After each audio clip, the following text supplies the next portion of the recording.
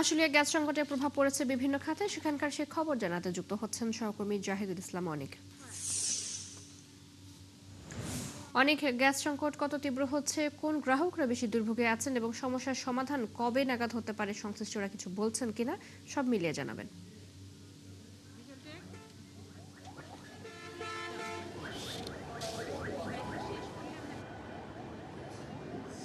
চৈতে এই মুহূর্তে আছি আসলে বাইপেল এলাকায়। আপনাকে জানিয়ে রাখি, গ্যাসের যে সংকট সেটি কিন্তু ইতিমধ্যে শিল্পাঞ্চল আশুলিয়া এবং সাভারে কিন্তু তার তীব্র প্রভাব কিন্তু আমরা দেখছি। আমরা দেখতে পাচ্ছি যে সিএনজি স্টেশনগুলোর পাশাপাশি কিন্তু আবাসিক এবং যে সকল শিল্প কারখানা রয়েছে সেগুলোতেও কিন্তু গ্যাস সংকটের একটু প্রভাব দেখা গিয়েছে।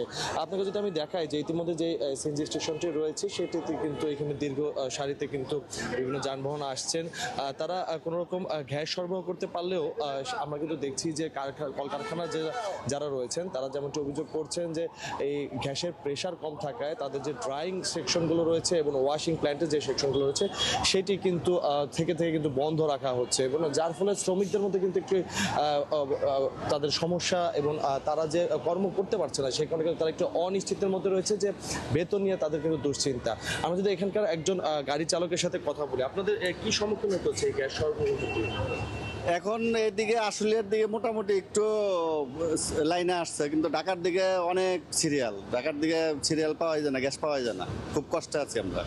এই যে প্রতিদিন যে চলাফেরা করেন, মানে সেক্ষেত্রে কতখানি গ্যাস প্রয়োজন? আমাদের প্রতিদিন প্রায় 1000 টাকার গ্যাস লাগে, কিন্তু পাই না আমরা। আচ্ছা, একটু আপনার সাথে কথা বলি, যে তো এখানে দায়িত্বে আছেন, কি পরিমাণ গ্যাস আপনারা সংগ্রহ করতে পারছেন বা কেন পারছেন না, একটু যদি বলতেন। আচ্ছা, যেমনটি দেখছেন যে এখানে যারা পাম্পের দায়িত্ব রয়েছে, কি পরিমাণ গ্যাস সংগ্রহ করতে কেন পারছেন না বা কোনো লোডশেডিং? লাইনে গ্যাস খুবই কম। এখন আমাদের দরকার 15 পিএসআই, এখন বর্তমানে আছে মাত্র আমার 2 পিএসআই। 2 পিএসআইয়ের কারণে আমাদের গ্যাস সংগ্রহ করতে অনেক কষ্ট হয়, আমাদের গাড়ি ডেলিভারি দিতে অনেক দেরি হয়। একটা 500 টাকা গ্যাস ঢুকতে প্রায় 10 থেকে 15 মিনিট লাগে।